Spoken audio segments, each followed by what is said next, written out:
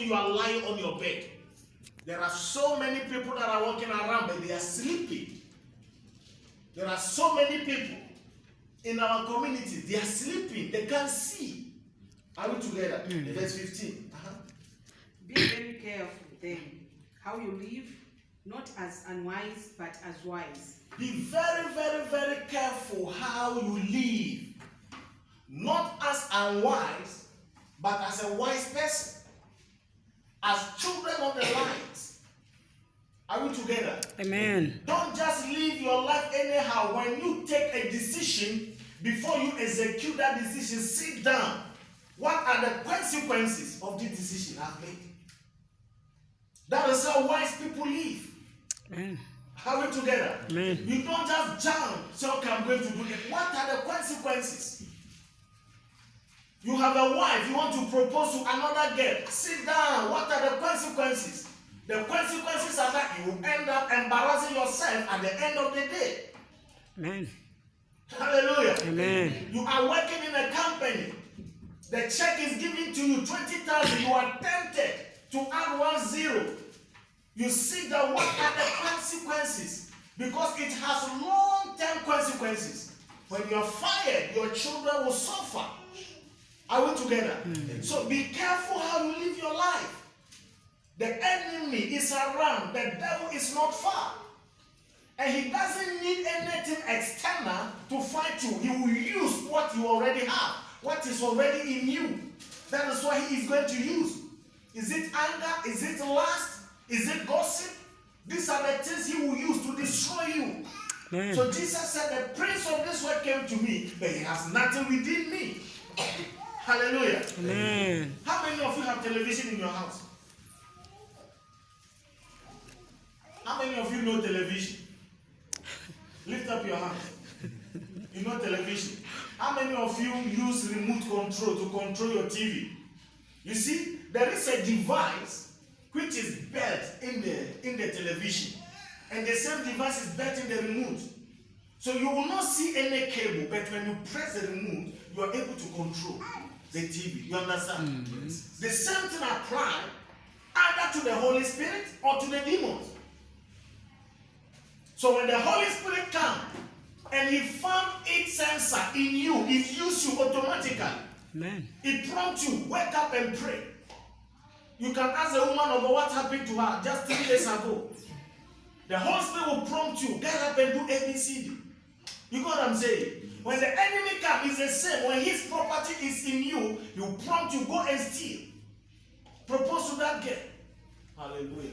Amen. Go and do ABCD, go and fight. Insult him. Why? He's got something in you. So it is easy for him to control you.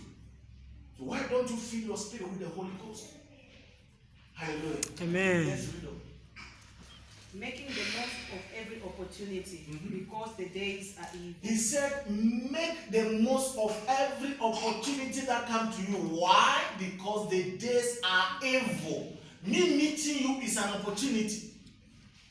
Meeting this woman of God is an opportunity. Meeting the bishop here is an opportunity. Meeting beauty is an opportunity. Anybody that comes to you is an opportunity. Are we together? Amen. You have to make the most out of that.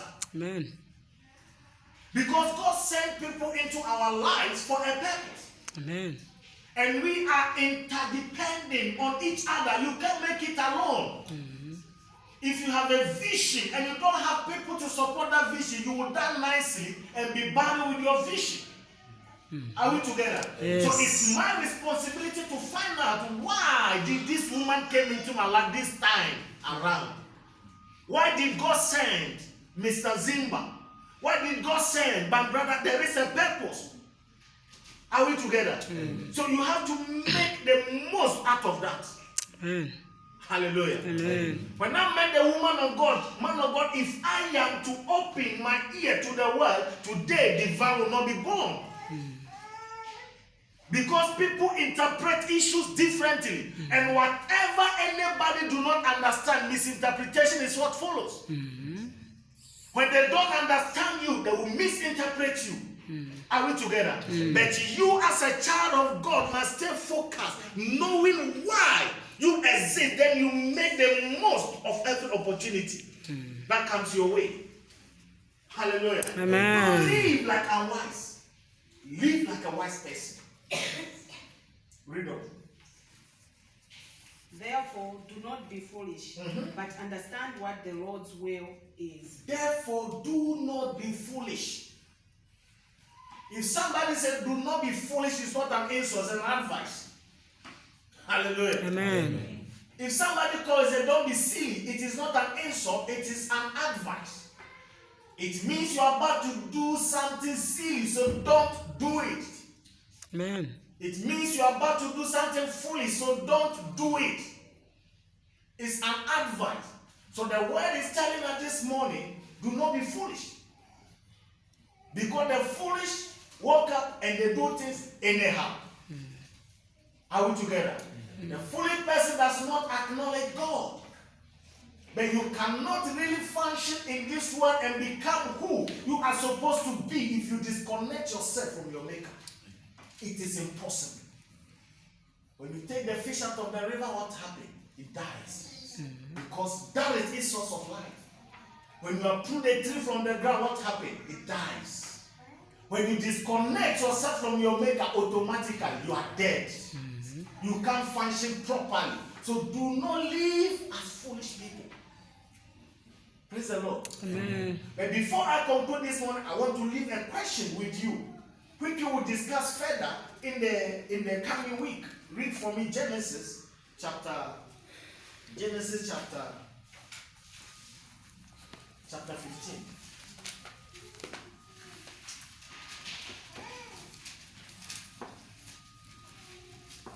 Genesis 15 verse 5.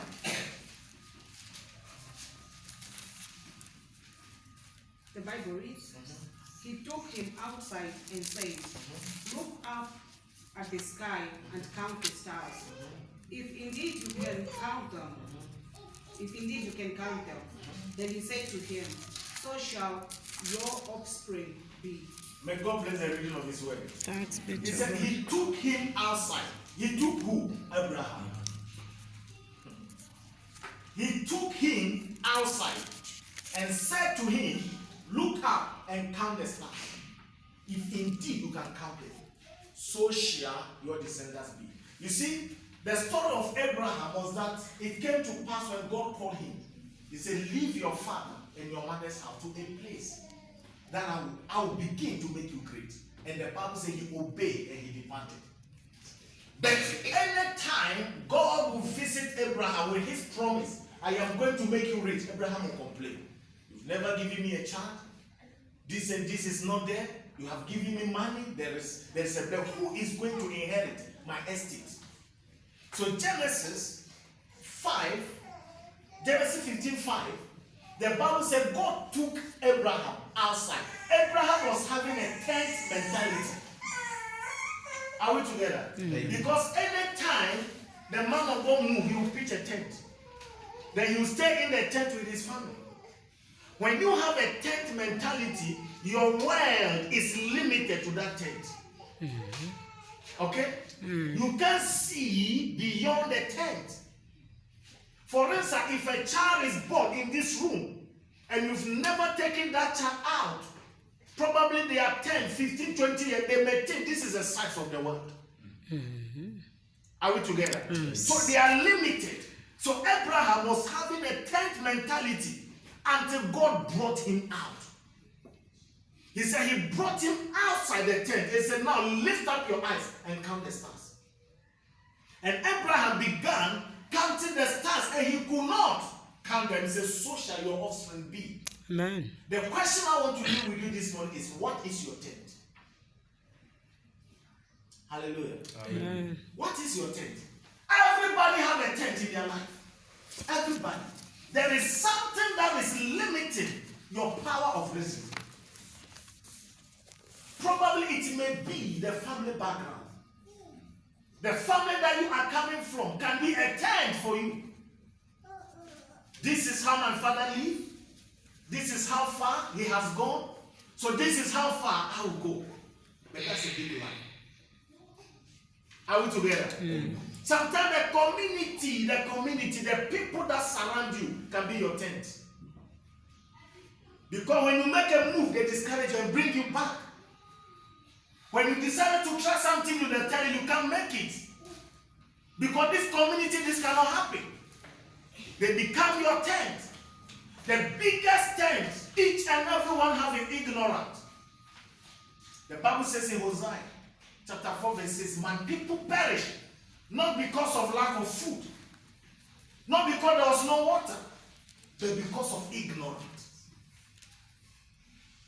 We are ignorant, number one, of the existence of God. You ask somebody, there was a beautiful family that visited us last week. Mama asked, which church do you belong to? They mentioned one of the mainline churches. They said, we cannot even remember the last time we went to church. So you woke up, you're just existing, and the devil is just playing with you. The Bible says it's either you are hot or cold. There is no middle line. Are we together? There is no middle line. If you belong to the devil, go and make your proper covenant with him. And you know the end results. Because there is nothing free that comes from the devil. It will cost your life, it will cost your children, and cost your children's children. If you want to serve the Lord, serve him wholeheartedly. Hallelujah. Don't put one leg here, the one leg is here. You can't go anywhere. The Bible says you will search for me and you find me when you search for me diligently. Amen. Not anyhow. When you begin to search for him diligently, then you find him. Amen. And we are ignorant about that. And it is a tent in our life. Praise the Lord. Amen. Second tent is you don't know who you are yourself. Ignorant of yourself. And I said it here several times. When God declared his word, according to Genesis chapter 1 verse 28, he said, be fruitful, multiply, and increase, and replenish the earth. That statement went for everybody, including you and I here. Amen. That statement went for everybody. It means there is power in you to take dominion and replenish this earth. There is grace God has deposited in you to make a difference. Amen. But if you don't know who you are, you settle for less. You conclude, I can't do anything. I can't make it in life. I can't make any difference. Why? You don't know who you are. Praise the Lord. Amen.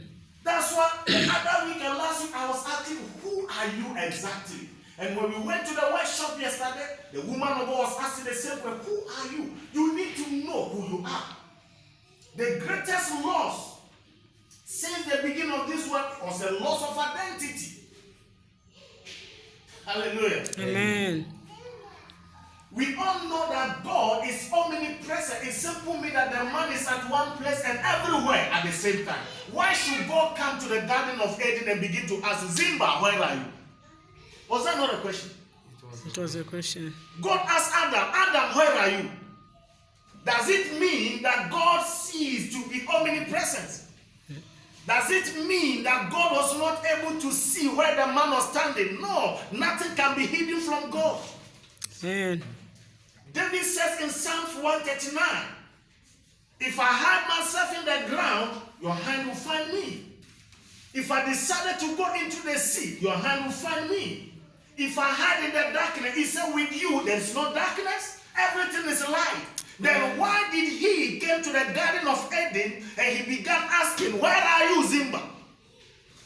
Because the man has lost his identity. Yes. Are we together? Yes. Because God is saying, the man that I have created, I created him in my image. He has special grace, special anointing, special power, special favor. But this one I am saying, he's a slave. He has traded his identity. So God was asking, where are you, Adam? King Adam, you were not slave, but now look at what is standing here. And I believe God is still asking the same question every day. Where are you, Mr. Zimba? Where are you, Chinika? Where are you? beauty. God is still asking because something has departed from us. We have become ignorant of ourselves. That is why we run away from cockroaches. That is why we go to churches trying to find out which demon is behind my problem. But if I have Jesus, and the Bible says that he that is in you is greater than the one in the world, even if the devil came and built his house in front of your house, you don't fear him. Amen. Are we together? Amen. Because he that is in you is greater than the one in the world. But you go to churches looking for demons. We are looking for witches. Everybody wants to hear, I am poor because there is a witch. I am sick because there is a witch. That is how far man has lost his identity, forgetting that beside all the angels, you are two. You are number two to God. You are the only creature that is created in the image of God, Amen. not the angels. Hallelujah. Amen. And you need to have that revelation. I remember when I was growing up, at one point, a very close friend of my father died. And we were in the school about 3 to 4 kilometers far from that village. And now my schoolmates said we cannot go to our homes because somebody, they've transported the dead person through this road so we may meet a ghost. And I said, okay, today may be the opportunity for me to see ghosts because I've been longing to see ghosts. And up until now, I am waiting for the ghost. Are we together? Amen. If you feed your mind with witches, you meet them. Mm. If you feed your mind with demons, you meet them. Mm. Are we together? Yes. He that is in you is greater than the one in the world. Amen. Hallelujah. Amen. If there is anything you might desire to meet, is to meet your maker, meet Jesus, and your life will never remain the same. When Amen. I met him, I am no longer at the same level. Yes. Hallelujah. Amen. So I don't entertain people that come to you with negative information.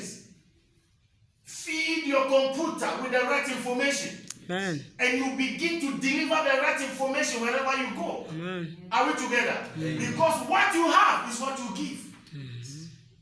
Praise the Lord. Hallelujah. We are ignorant of the people that comes into our lives. Just like I mentioned earlier. We are ignorant. You don't know why God sent them. You don't know why they are there. And because of our heads, because we all have some wounds, we think these people are coming to wound you again. So you put defense, you have put fence around yourself. Are we together? You don't entertain, you don't know how to welcome people, you don't know how to entertain people, you don't know how to smile. Then you put fence. Probably this man has come to help you to change your story. But you put a fence. That is why it is so difficult to help wounded people. Because so many people in our communities are wounded. Are we together? Amen. You need to have a knowledge. Why did God send this man this time around? There is a purpose. You have to go to your maker and ask him why this man this time. He's able to communicate to you. Praise the Lord. Amen. We are also ignorant of nature. And I believe some of you that have traveled overseas, when you see the streams in town, when you see the rivers in town, how they are decorated, so nice, you can even drink water there from town center. But look at our rivers. Look at our gutter. We do things anyhow. We chop trees anyhow. But you know why God created that tree before you were born? Do you know why the river is there before you were born? We have polluted our environment. And the reason is simple. The computer is polluted. Hallelujah. Amen. And these are the things we are trusting the Lord as divine power to decode from your brain. We want to get these filters out of our mind so you begin to reason properly. Amen. Are we together? Amen. You need to understand nature. There is a reason why God has planted the trees, the rivers, everything. There is a purpose. And we need to understand that. Hallelujah. Amen.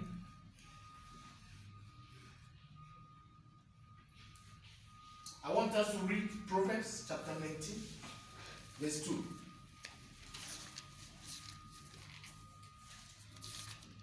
Proverbs 19, verse 2.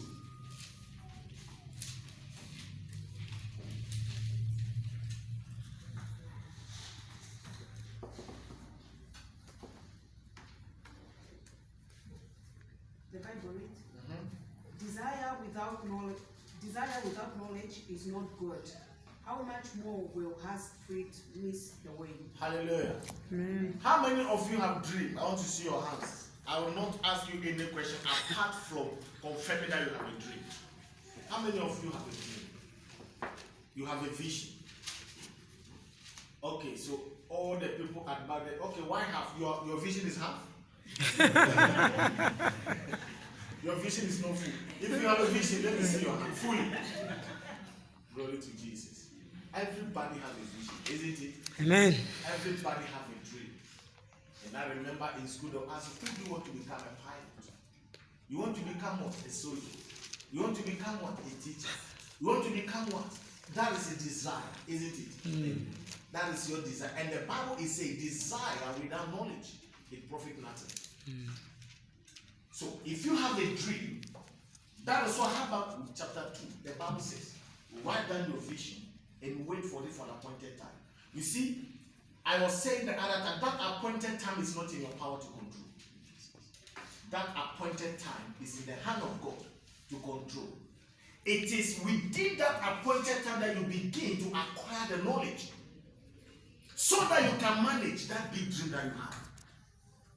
So he said, a zeal without knowledge, it profit nothing. We engage ourselves in things that we don't have knowledge of. I want to marry. Do you have the knowledge to maintain your marriage? Because it is not just the roses. Caution and the marriage are two different things. Because during the caution time, everybody hide a certain character. Are we together? Amen. The original Isaac will not come out, the original Mika will not come out until that rain. And the entire world has now witnessed.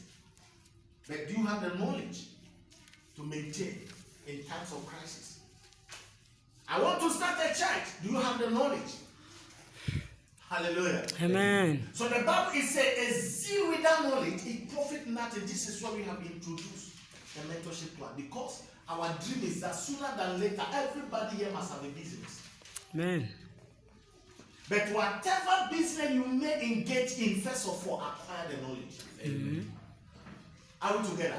Get the proper information about that particular business. It's not about seeing this person is selling books. He's doing so I'm also going to sell books. That is African business. Man of God, I wasted $42,000 US 2017 because people were going to China and Dubai bringing spare parts. And I said, this is a good business. Let me engage. And I wasted my money. A zeal without knowledge, it profit nothing. Yes. So it is time you have to make deliberate decision that I need knowledge. To succeed in this life, you need knowledge. And the Bible is clear. My people perish due to lack of knowledge. Hallelujah. Amen. Tell your neighbor you need knowledge. You need knowledge. Tell your neighbor that I need it more. I need it more. Praise the Lord. Amen. Ecclesiastes chapter 7, verse 12.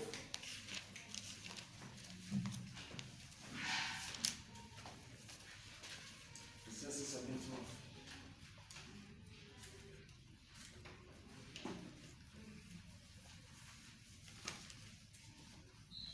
Last scripture. Ecclesiastes is after Proverbs.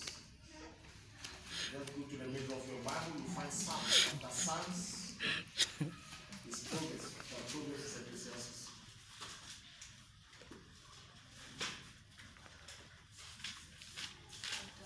Ecclesiastes chapter 7, verse 12.